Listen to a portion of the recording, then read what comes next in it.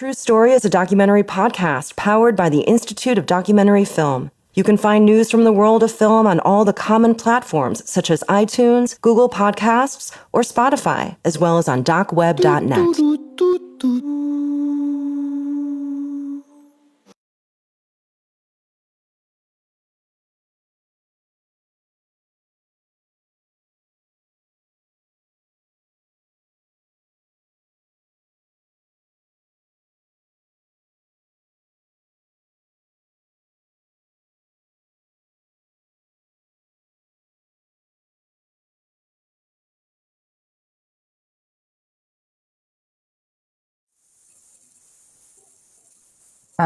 Hello, good evening to our audience. We are having discussion live from Tbilisi, Georgia, and tonight we are happy that KineDok hosts Georgian documentary discussion about Georgian documentary film Sunny by Keti Machavariani.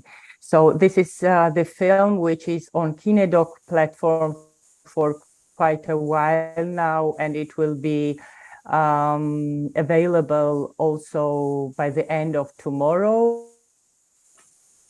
Probably you have watched this film, and we'll be talking filmmaker from Georgia. And let me present our guests that we will be talking today. This is Keti Machavariani, the director of the film. Keti is a mostly fiction film director with quite a background, and she has directed several films, fiction films, Salt White, that was premiered and many international film festivals. But recently she moved mostly to documentary film and a production of documentary film, which is very interesting. And the other guest of ours is Tsisana Khundadze, who is Keti's co-author. She's actually the author of film idea of Sunny. She's a psychologist and sociologist and PhD in social, political, and cultural psychology. Thank you for being with us, and very warm welcome. So we, as I told you, we are live streaming from Tbilisi, Georgia, where we had a very turbulent week because like lots of people were demonstrating. There were rallies in front of the parliament because people went out to the streets to protest against the law, which was very similar to the Russian law, which was called so-called foreign agent law against kind of civil liberties in Georgia. And after several days of protests, actually, Parliament withdrew it, and the Georgian public won. So it was kind of the voice of Georgian public was heard, and very kind of pro-European aspiration of Georgia was luckily this time taken into consideration.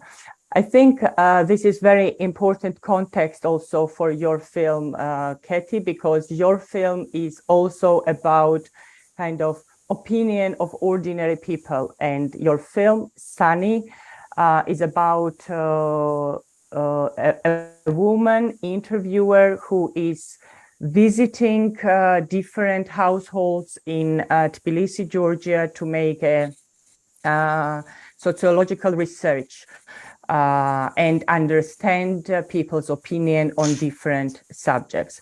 Can you a little bit kind of tell us storyline for those who maybe have not seen film yet, to explain what the film really is about? Shortly, to explain shortly, I would like tell that it's about the silent voices, about the hidden voices, about the people who are sitting at home and nobody wants and nobody is interested in their opinions, what they think and what are their dreams. So on behalf of Mziuri. She was our guide. We entered and we opened all doors and windows of citizens, silent citizens, so-called, of Georgia, and make their voices more louder. And somehow we brought their thoughts to the audience. We were hoping that we are bringing their voices to not to ordinary audience, but to decision makers. But today's event and the last day's event show us that they did not, they are not listening to the people, actually. Tsisana, let me ask you about, because you initiated this film idea. Can you a little bit elaborate why you decided that that could be interesting actually for documentary film, and how you and Keti kind of decide to work together about that? Yes, thank you. I would love to explain that. My motivation for coming up with this film idea was twofold. Number one was related to me valuing the work that the interviewers do, because it is a very hard work to do, to go door by door and go into the stranger's house and ask them questions, sometimes very sensitive questions. And I wanted to make that process available for a wider group of society, for them to have more empathy for this profession and more understanding. And the second reason was for many people, it's not really clear how research is carried out or how public opinion polls are conducted. And what we hear usually from politicians is that it cannot be relied upon. But as a researcher, I know that it's one of the means to communicate public opinion to decision makers and stakeholders and whoever can make the difference. And I wanted to put forward this side of research and to kind of open the door to mysteries, so-called mysteries of how research is actually conducted, that it's actually real people. We do get percentages on some pretty slides that politicians discuss and people discuss, but there are real people behind it. Those numbers are just representation and summarization of people's opinion, and sometimes it helps to see the real faces behind them.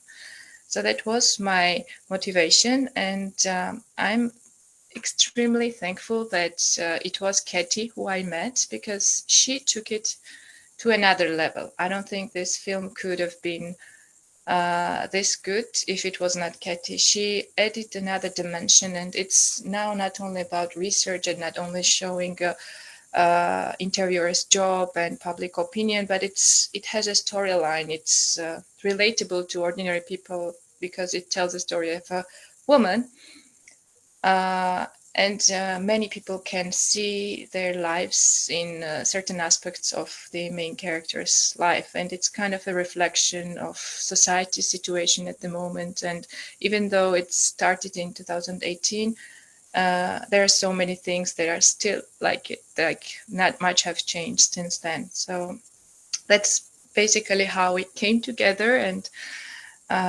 we got the main award at KineDok Civil Pitch Competition, and it started our journey together. And we had many difficulties in terms of finding funds for finishing the movie, but eventually, thanks to Keti's social capital, we managed to do it.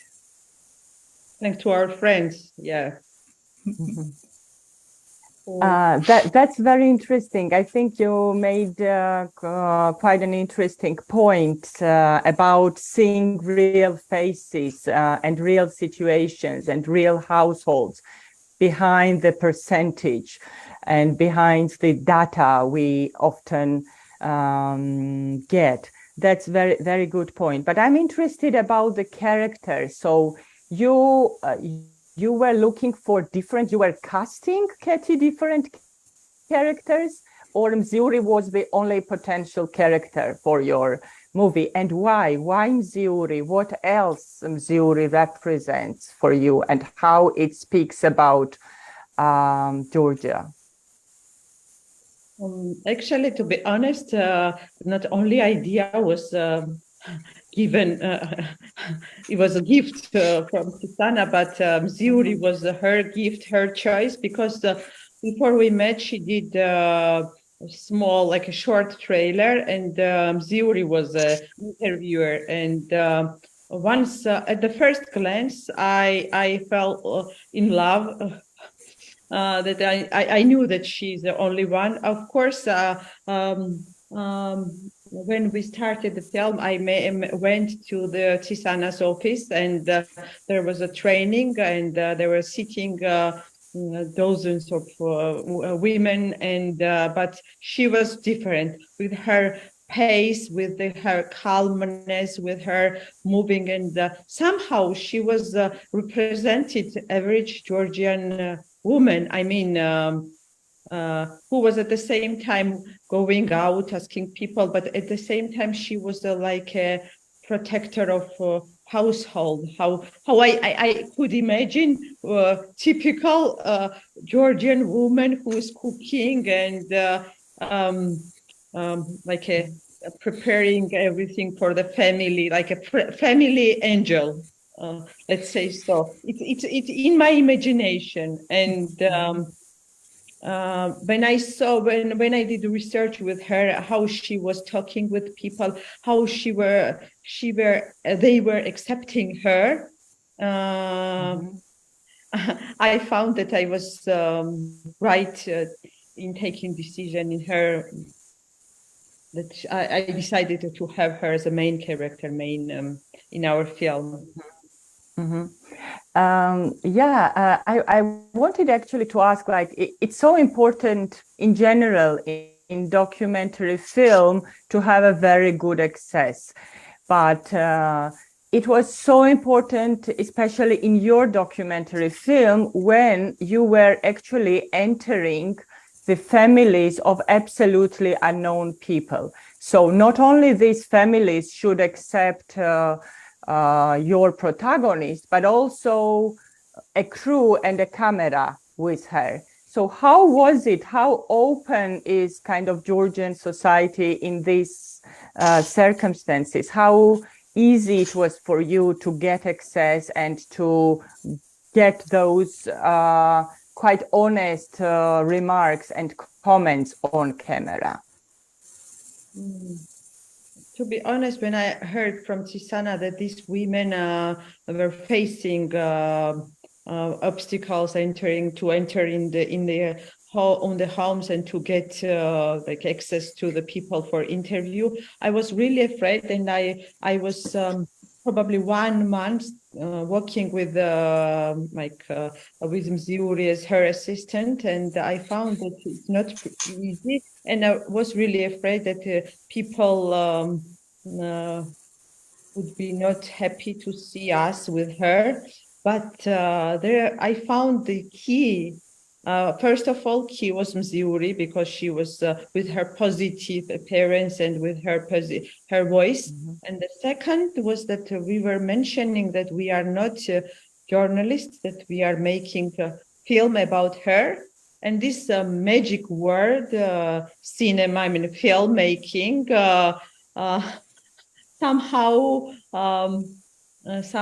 made the people to open the door to let us in and to be very honest, because I think this media, I mean, film, still for Georgian society is really, really magic. I don't know, but these two words, we are film people, we are making film. She is my witness. I mean, we were together with Tsisana, and she can agree with me. Yes, I can. Yeah, I can attest to that. That was one of the most surprising things for me, that people were more willing to let Ziori in together with us when without us, and it was a surprise. Sorry for interrupting. That's interesting because Keti, you mentioned when they were understanding we are not journalists. Why? Do you think there is a kind of special negative attitude towards journalism in kind of current Georgian context? Is it because the media is very polarized like society itself? Or why do you think it's considered as something negative? I found that they were asking from the beginning, we were journalists or not? And when we are mentioning that we are not journalists, we are just filmmakers, they were happy to there were no questions anymore, and it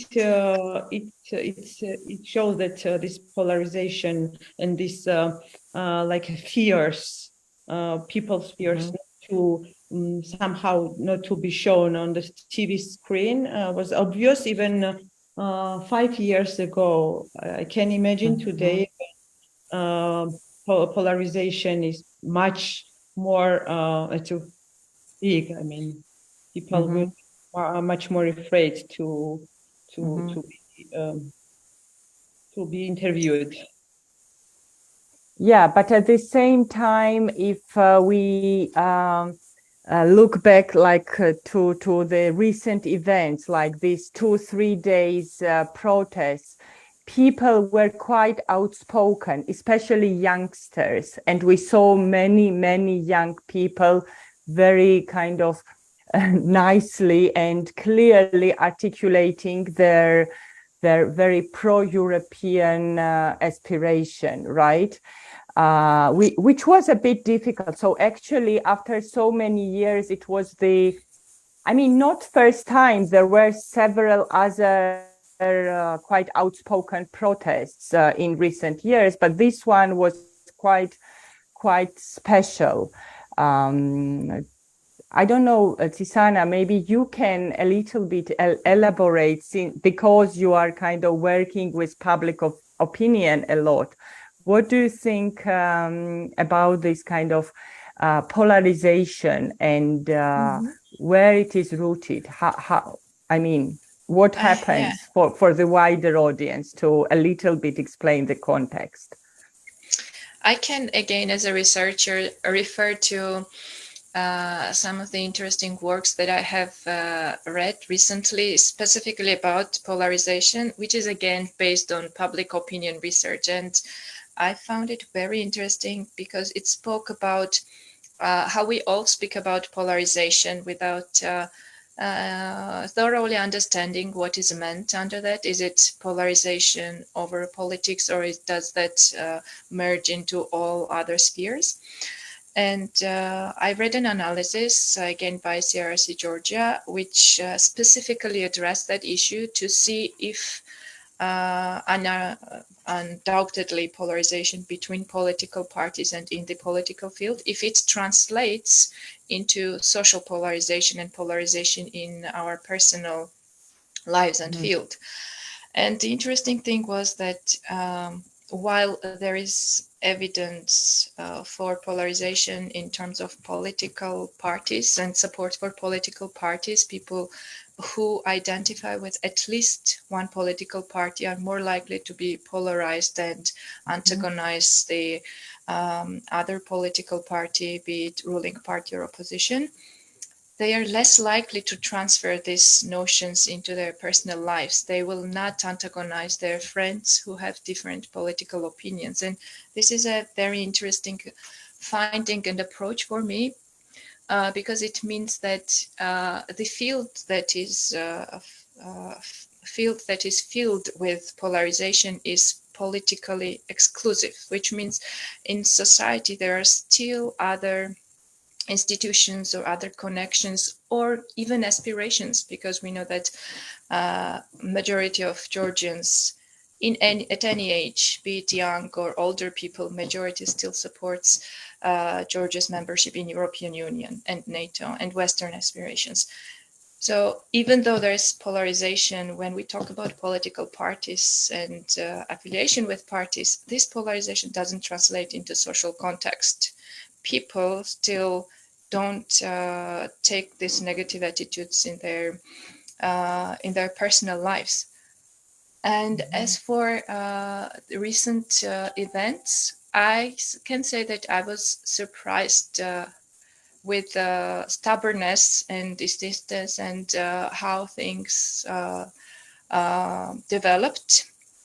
And I think it's a generational thing. I will more likely refer to my professional background in psychology than to research evidence, which I don't have at the moment right now to say why this protest action had a kind of different outcome than any action in the last 4 years. There's this notion of learned helplessness. And I think many of my generation and before me are subject to this. There are so many failures that we don't really see the reason to fight. We think we will fail. And these protest actions kind of showed personally to me that if you have not failed yet that much, you might be more eager to fight for things and more brave and actually get the results. So that's what my knowledge tells me about recent processes. Thank you. Very interesting. And let me go back to the film itself. It's interesting, although it was kind of, it was not filmed now, but you started filming a few years ago. But what is your experience based on on this film? What you, Keti, learned? What was your takeaway? What you learned about Georgian society that you tried to depict in your film? What you discovered during the journey together with Mziuri? I found that I found diversity of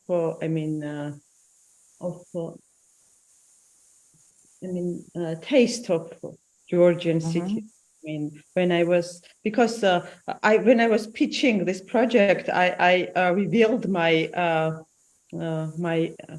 some childhood dream that I was really interested in my childhood to look through a window and to explore apartments of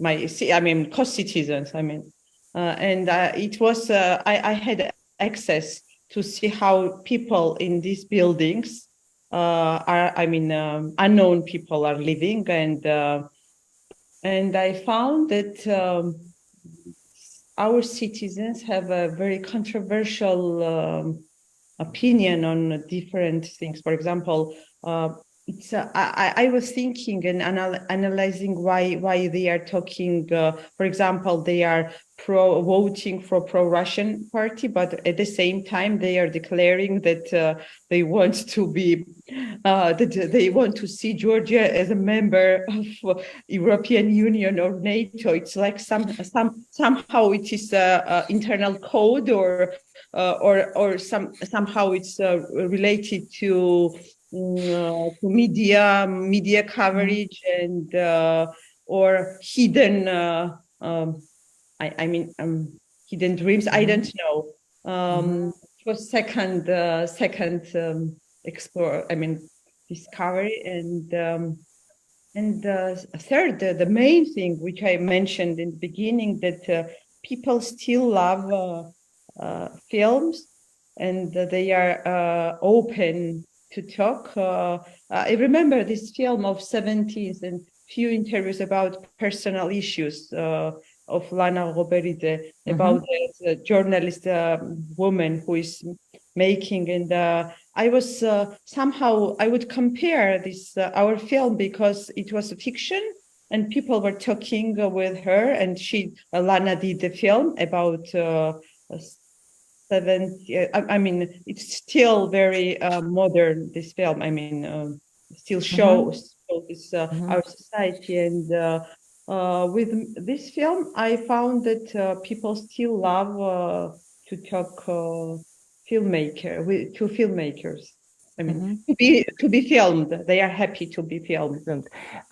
You mentioned talk to filmmakers. It's interesting. Were you as a filmmaker, or Tsisana, you as a researcher, were you involved in the process? I mean, were you yourself asking questions or somehow provoking some type of conversation, or it was purely observational? We were flies on the wall.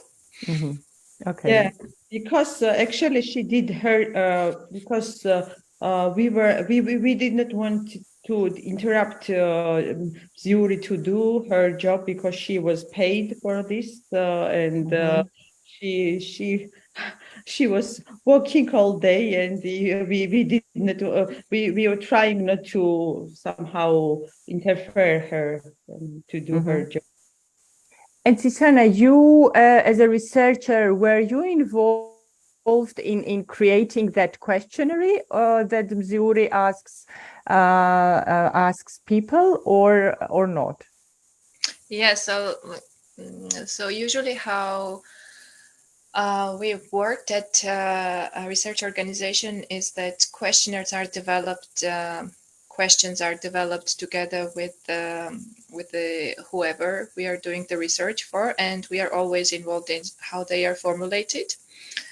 And though you might have noticed that there were so many different topics in some of the cases, so we on purpose we compiled the version of the questionnaires where we covered lots of the questions and lots of the questionnaires that were covered in various other research, so that we could get the diversity and we could actually listen to people's opinion on different topics. Usually, as one survey covers one or two major topics, not that many. And what were the most sensitive topics that either people didn't want to comment on, or I don't know, the most controversy comes on that particular topic? What are these issues? What were then, and what do you think would be these issues now? I don't remember about question about their political preferences.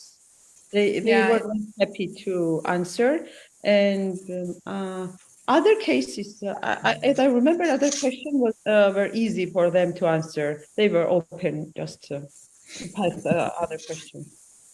What do we remember, Tsisana? I'm thinking about questions related to domestic violence and abortion.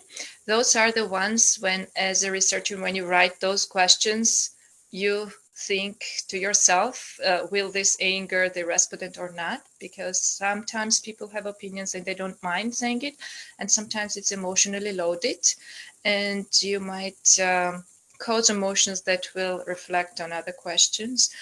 Mostly it goes well, but those kind of overlap with personal life and choices that sometimes people are aware that others might have different opinion on, and those sometimes are sensitive questions.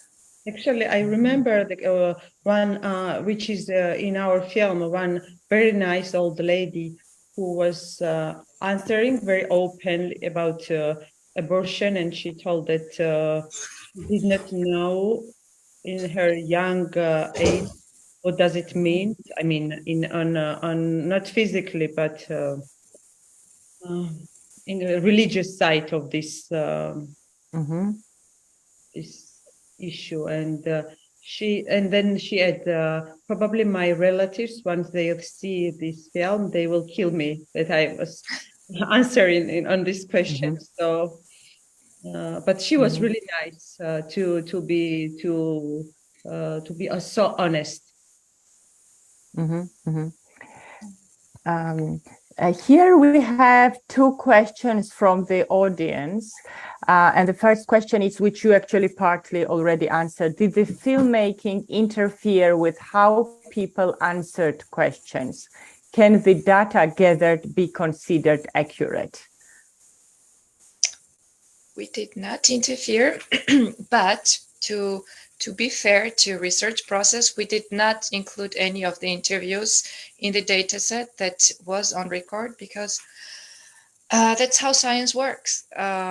Those interviews were different from other interviews, and we could not include them in the overall statistics. That simply would not work out that way. But we did not interfere because we wanted to be as close to real as possible.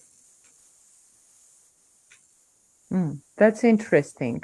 That's interesting. And the second question is, the ending was surprising.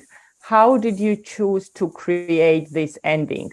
So basically, for those who maybe have not seen the film, I will just say, so basically by the end of the film, we see Mziuri in the airport.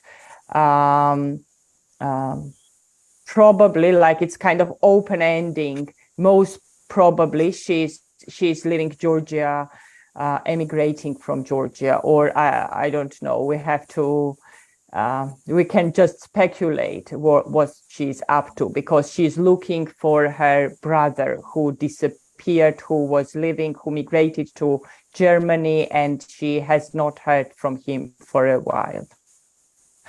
So the ending, what you can say about ending and decision about this ending?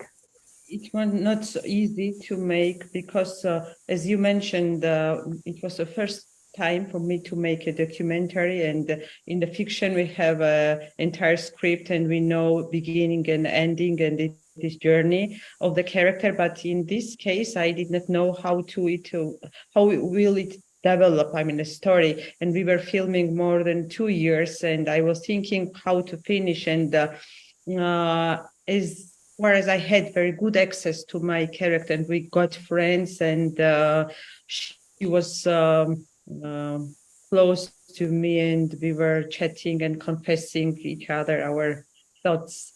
She confessed me to her dream to find her brother, and we gave her this chance, because from the beginning we were thinking, as Tsisana told, that how to show how these people who are working with the real people and behind these data and columns, the real people, to show their attitude when politicians are talking in after this data are given to a broad audience. And then I changed my mind that would be great to show Mziuri as a symbol of this society, and to have her as one of the characters of this process of making interview, giving like a collecting data, and she is one of them. And as the other people sitting this apartment, she has her own story, and it would be great to follow her as one of the citizens of Georgia, how she's living, which kind of dreams or thoughts she had, and how would we change her life, because as a symbol, it's a real symbol of Georgia, because many people are living now country. Yeah, many people are migrating for different reasons. But what is Mziuri doing now? Is she back? Is she still in the same position of being an interviewer, or what's her? Yes, she's still going strong. She's still an interviewer. And I'm happy to say that she has been recognized a couple of times as a person from the film, and it only worked for her. She was more likely to let into the house and given an interview. And she's still doing it. Good. So she's back. Yeah. Even more, during pandemic, someone called to me and to talk to make an interview and invited to take part in survey, and I told with pleasure, because I did the film about, and I know what does it mean, your work. And she told, you are Keti, you did a film about Mziuri, about our job. And I was so happy, and somehow it was somehow I supported them, and somehow I give them opportunity to show how hard they work is. Mm-hmm. So if I'm not mistaken, basically this film, most of the film was shot during pandemic, right? Or before there, before pandemic? I would say half, maybe. Partly. Interviews mostly before. Okay. Interviews were mostly before. Okay. And if you were following Mziuri now, in the current context of Georgia, what do you think this film would look like?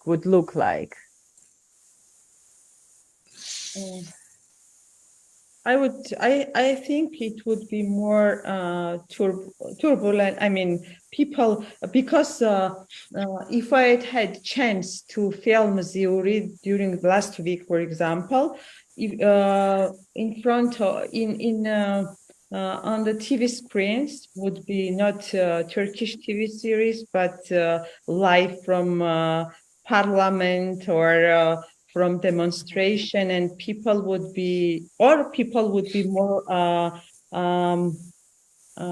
alert and not give us access to their thoughts. I don't know, because of this tense.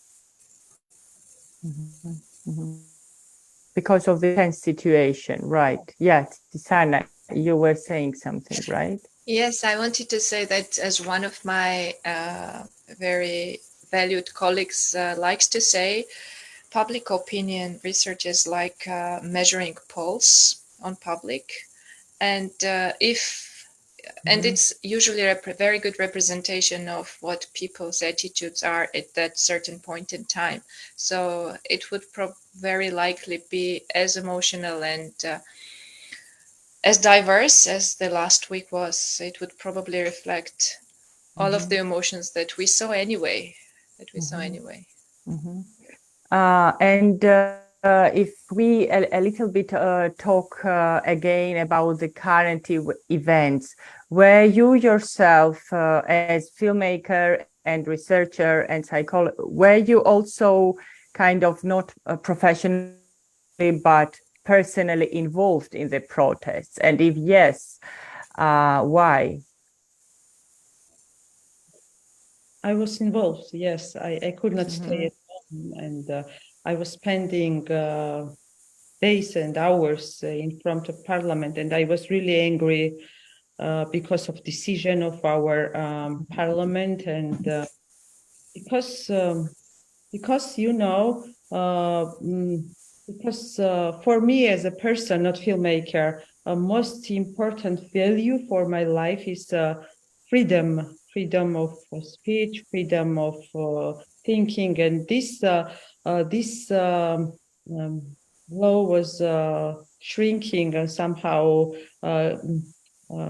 this Russian law, let's label it as we were shouting these days, because it's very similar to Russian law, and we saw what happened in the last years in Russia, how they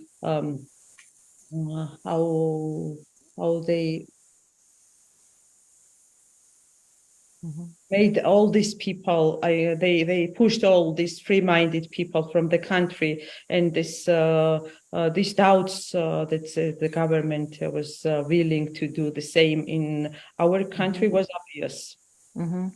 Just to make clear for the audience who maybe is not aware what exactly this so-called foreign agent law means, it's basically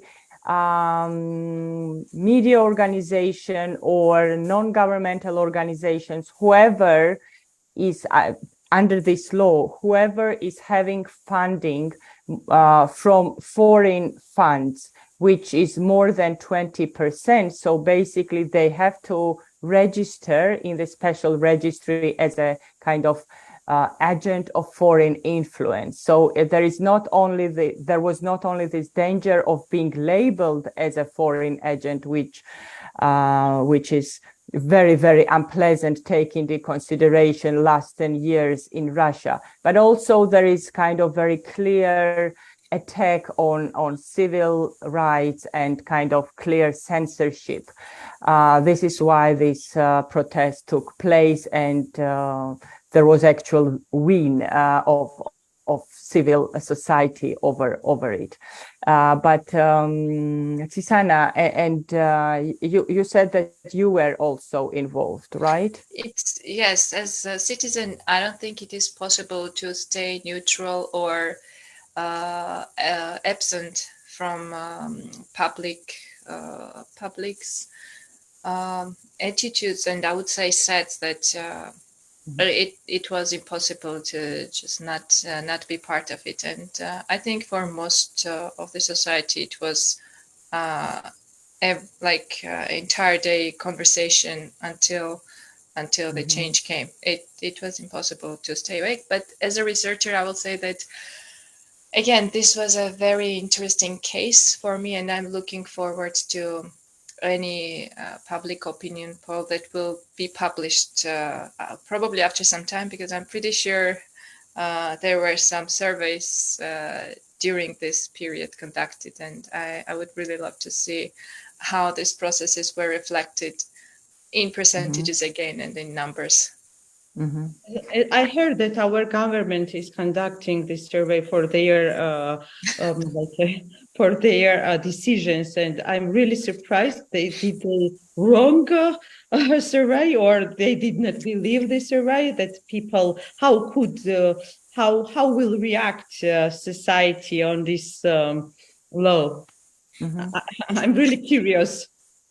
Yeah, there is definitely a gap between what government thinks and what ruling party thinks and what actually the majority of society is driving to.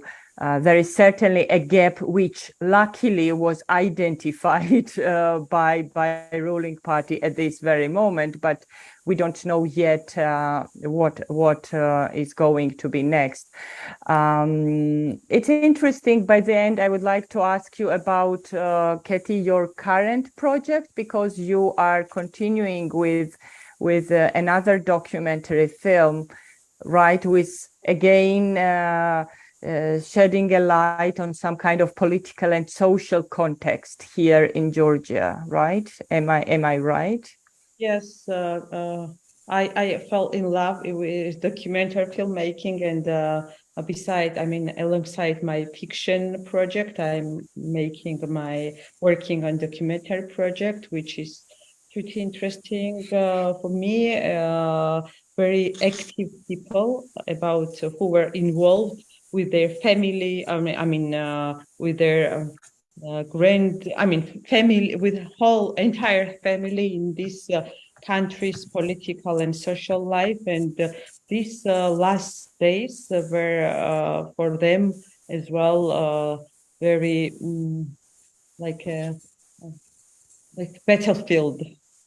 Battlefield. Okay. Yes, yes. So probably next year will be really tense for one of the main character.